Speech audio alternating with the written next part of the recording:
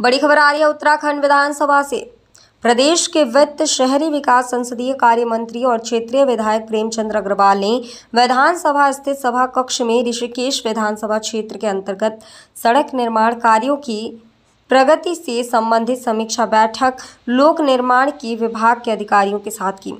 बैठक में माननीय मंत्री जी ने ऋषिकेश विधानसभा क्षेत्र के अंतर्गत चल रहे सड़क निर्माण कार्यों के प्रगति की जानकारी अधिकारियों से ली। अधिकारियों द्वारा ऋषिकेश विधानसभा क्षेत्र के अंतर्गत गतिमान निर्माण कार्यों की प्रगति की जानकारी मंत्री जी को दी गई।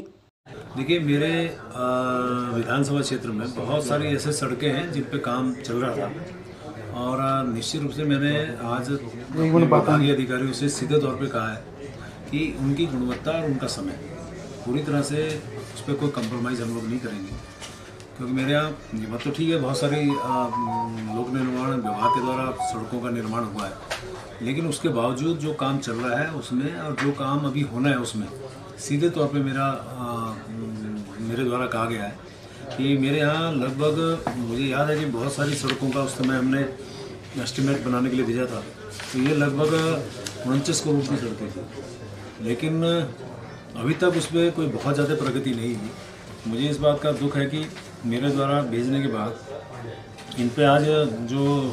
स्वीकृति मिलनी चाहिए थी उसमें थोड़ा इन्होंने जो हेवा हवाली की है, मैंने इस पर बहुत स्पष्ट तौर पे कहा कि इनकी आप तुरंत इस पर स्वीकृति दिलाइए। उस पर कहाँ अड़चन आ रही है, उस पर कोई दिक्कत बहुत ज़्यादा है तो मुझे बताइए, लेकिन ये काम होना है। इसी प्रकार के जो हमारे यहाँ काम चल रहे हैं उस पर जैसे मैंने आपको कहा कि ये सब काम मेरे द्वारा उस टाइम स्वीकृत कराए थे, तो लगभग ये 17 काम थे जिसमें कुछ काम अभी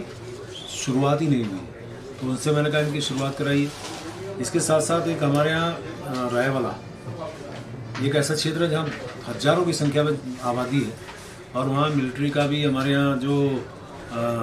कैंप है वहाँ पे खांड गांव है, ये तमाम पूरे गांव के लोग और जो हमारा मिलिट्री कैंप है,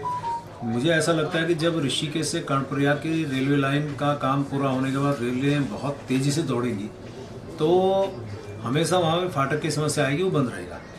आज भी उससे लोग परेशान हैं, तब उससे और ज़्यादा परेशान होंगे। तो उसमें आरओबी बनाने की मैंने बात की है। तो जैसे इन्होंने मुझे जानकारी दी है, इन्होंने भौतिक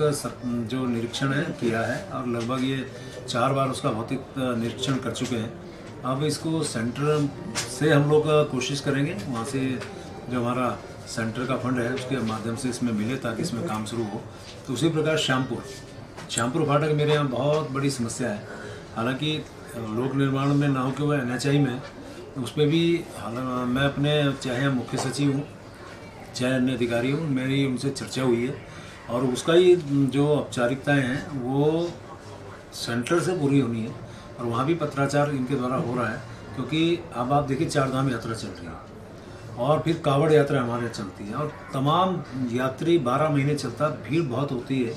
और लगातार श्यामपुर फाटक बंद होने के कारण बहुत समस्या आती है। माननीय मुख्यमंत्री जी घोषणा में भी है, तो उस पर भी हम कोशिश कर रहे हैं कि श्यामपुर फाटक पे कोई ओवरब्रिज जल्दी बने ताकि जनता को राहत मिले और जो यातायात की समस्या चाहे 4 धाम को यात्रा के दौरान हो, चाहे कावड़ यात्रा के दौरान हो या अन्य सामान्य तौर पे हो, उससे निजात जनता को मिल सके, ये हमने प्रयास किया। और साथ में मैंने बहुत स्पष्ट तौर पे जैसे पहले भी कहा, गुणवत्ता और समय इसका विशेष रूप से ध्यान रखें, ये मैंने कहा है। अपडेट मीडिया के लिए हरिद्वार से रणविजय कुमार की रिपोर्ट।